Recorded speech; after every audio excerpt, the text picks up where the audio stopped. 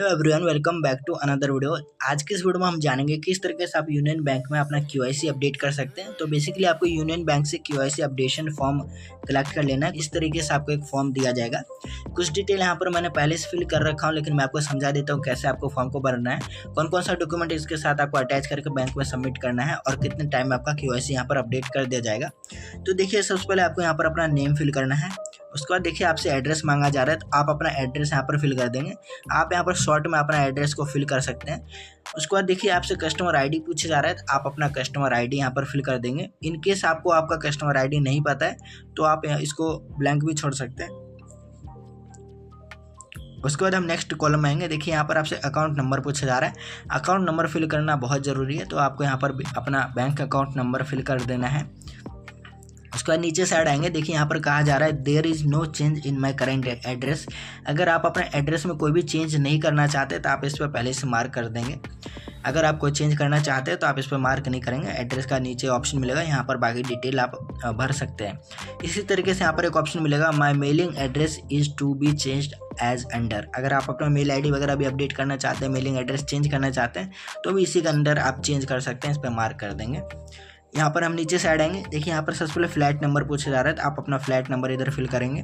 उसके बाद आपसे रोड नेम पूछा जा रहा है, तो आप अपना रोड नेम, कॉलोनी नेम जो भी है आप यहाँ पर फिल कर देंगे। लैंडमार्क नेम फिल करेंगे। उसके बाद आप अपना सिटी नेम यहाँ पर फिल कर देंगे। देन आप अपना स्टेट नेम यहाँ पर फिल कर देंगे। देन आप अपना पिन कोड यहाँ पर फिल कर देंगे। उसके बाद यहाँ पर एक मोबाइल नंबर का सेक्शन मिलेगा, यहाँ पर आपको अपना न्यू फ़ोन नंबर फिल कर देना है। यहाँ पर जो आपको मोबाइल नंबर का ऑप्शन मिलेगा, यहाँ पर आपको अपना मोबाइल नंबर फिल कर देना है। जो भी मोबाइल नंबर आपके बैंक अकाउंट में लिंक है वो फ़ोन नंबर यहाँ पर आपको फिल करना है। उसके बाद हम नीचे से टेलीफोन नंबर पूछा जा रहा है, अगर आपके पास है तो आप फिल कर सकते हैं, अदरवाइज ज़रूरी नहीं है। उसके बाद देखिए यहाँ पर मेल आईडी का ऑप्शन मिलेगा, तो जो भी मेल आईडी आप यहाँ पर रखना चाहते हो, मेल आईडी इस तरीके से आपको यहाँ पर फिल कर देना है। उसके बाद आपसे फादर नेम पूछा जा रहा है, तो आप अपना फादर नेम यहाँ पर फिल कर देंगे। इसी तरीके से आपसे मदर नेम पूछा जा रहा है, तो आप अपना मदर नेम भी यहाँ पर फिल कर देंगे। देन आपसे डेट ऑफ बर्थ पूछा जा रहा है, तो आप अपना डेट ऑफ बर्थ यहाँ पर फिल कर देंगे। उसके बाद हम नीचे साइड आएंगे। यहाँ पर देखिए पैन कार्ड नंबर पूछा जा रहा है, तो आप अपना पैन कार्ड नंबर यहाँ पर फिल कर देंगे। अगर आपके पास पैन कार्ड नहीं है तो इस केस में आपको फॉर्म 60 और 61 को भरना होता है। बिना पैन कार्ड के आपका काम किया ही नहीं जाएगा, तो इसलिए आपको पैन कार्ड नंबर फिल करना ज़रूरी है। तो आपको फ्रंट पेज में ये सारी डिटेल फिल करनी है। इसके बाद आपको फॉर्म के बैक साइड में आना है। बैक साइड में आने के बाद देखिए यहाँ पर ऑप्शन मिलेगा tick the appropriate proof of document submitted. जो डॉक्यूमेंट आप सबमिट करने वाले हैं वो उसका प्रूफ आप यहाँ पर बताइए। तो देखिए हम यहाँ पर आधार कार्ड के रूप में यहाँ पर डॉक्यूमेंट देना चाहते हैं, तो यहाँ पर मैंने आधार कार्ड लिख दिया। यहाँ पर आपको आधार कार्ड नंबर फिल कर देना है। उसके बाद आपको नीचे साइड आना है। यहाँ पर आपसे कंट्री ऑफ रेजिडेंस पूछे जा रहे हैं। कंट्री ऑफ रेजिडेंस फिल करने के बाद हम नीचे साइड आएंगे। देखिए यहाँ पर आपसे ऑक्यूपेशन ऑफ इंडिविजुअल पूछे जा रहे हैं। बेसिकली आपसे यहाँ पर ऑक्यूपेशन पूछे जा रहा है, तो आप अपना ऑक्यूपेशन बताएंगे। जैसे कि हम स्टूडेंट हैं, तो स्टूडेंट हमने डाल दिया, लेकिन आप कोई काम वगैरह करते हैं तो आप उसका नाम आप यहाँ पर लिख सकते हैं। उसके बाद हम नीचे साइड आएंगे। देखिए यहाँ पर आपसे कॉन्स्टिट्यूशन पूछा जा रहा है, तो यहाँ पर कॉन्स्टिट्यूशन में देखिए आपको इंडिविजुअल डाल देना है। इसके बाद आपसे एनुअल इनकम पूछा जा रहा है, तो जो भी आपका एनुअली इनकम है वो आप यहाँ पर फिल कर देंगे।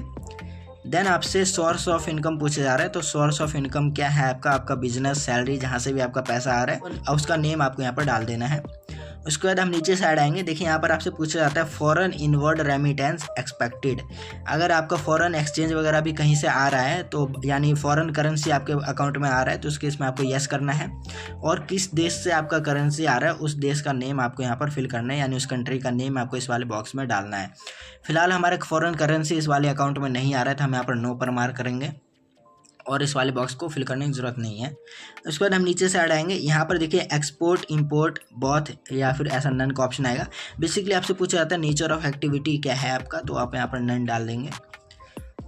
उसके बाद आपको नीचे साइड आना है। यहाँ पर आपको लास्ट में आना होगा। यहाँ पर आपको बैंक अकाउंट नंबर फिल कर देना है। फिर से नीचे साइड आप अपना बैंक अकाउंट नंबर फिल करेंगे। यहाँ पर आपसे डेट पूछा जा रहा है, तो आप अपना डेट यहाँ पर फिल कर देंगे। जिस दिन बैंक में फॉर्म को सबमिट कर रहे हैं उस दिन का आपको डेट यहाँ फिल करना है। यहाँ पर आपको एक पासपोर्ट साइज फ़ोटो अटैच कर देना है। और यहाँ पर आपको बैंक रिकॉर्ड में जो भी सिग्नेचर आपका चल रहा है वो सिग्नेचर आप यहाँ पर फिल कर देंगे जो बैंक रिकॉर्ड में है आपका।